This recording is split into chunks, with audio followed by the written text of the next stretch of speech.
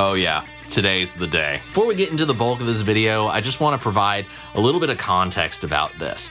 Now, I knew that the DG335 was coming out before most anybody. I was invited to the Gibson showroom just before NAMM in LA, and I got a chance to play one. Now, I filmed a quick and dirty little reel short thing and put it out there into the social media sphere. And that thing went, I hesitate to say it went viral, but it was the best performing thing I've done all year on Instagram. And the excitement for this model was very clear. And it's to be understood, this kind of guitar, this particular model, has been clamored for years, and it's finally here. And spoiler alert, it's as awesome as you think it's going to be.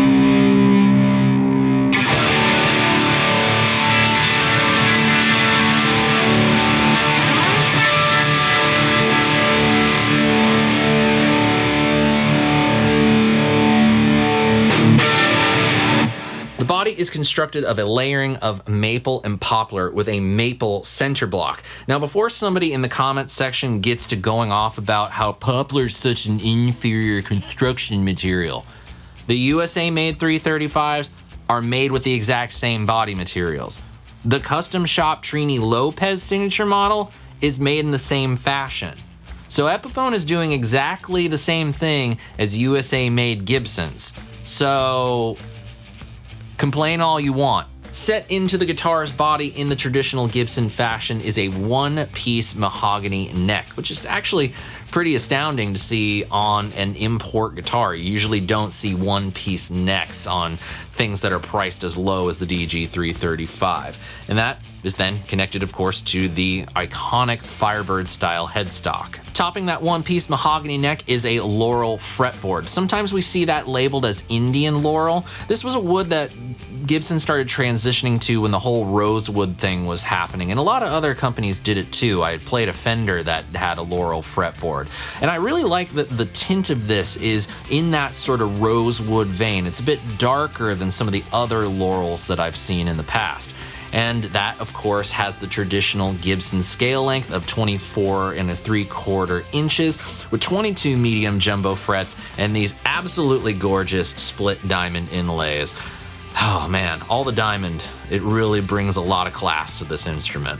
But of course, the real class, I think, comes from the fact that not only is the top, the back, and the fretboard bound in a single ply white binding, it's the absolutely gorgeous and iconic Pelham Blue finish. Now let's talk about hardware. And we have nickel hardware, a Locktone tunematic bridge, and stop tailpiece, which I believe Locktone is proprietary to Epiphone guitars. And then we have our 6-in-line mini Grover Rotomatic tuners. I really don't think that there is a tuning peg and guitar combination quite like Grover and Gibson, or Grover and Epiphone for that matter. Now, although I would say the finish, the inlays, and the binding certainly up the class of this instrument, it's the electronics that really up the premium nature of these newer Epiphones. The pickups are Gibson USA Burstbucker pickups with a Burstbucker 3 in the bridge and a Burstbucker 2 in the neck. But it's what you can't see with these electronics that also ups the premium factor of these newer Epiphones. The pots are CTS, which are a nice high quality option, and Mallory capacitors are used throughout. A lot of these newer Epiphones, and even to an extent newer Gibsons, they're really striving for the things that people have been asking Gibson to incorporate into their instruments. And I just love to see it on these Epiphone guitars. I've long been an Epiphone fan, and to see them get closer and closer to their USA counterparts is something that I am all for. Is there anything else that we need to talk about this guitar? I mean, I could gush about it, but then we'd be wasting too much time with this video. So let's get down to hearing it. Cleans and dirties to start. We're gonna use 2 amps today. My orange Rock Reverb 100, the mainstay of the bunch, and the PRS MT100. Whichever amp you're hearing at any point in time, I will let you know on screen with a nice little card. Those both are going to get plugged into my orange PPC 212 speaker cab with Celestion Vintage 30s. I have 3 mics on that cab. Shure SM57, Sennheiser MD421, and a Hilby Design Boho ribbon microphone.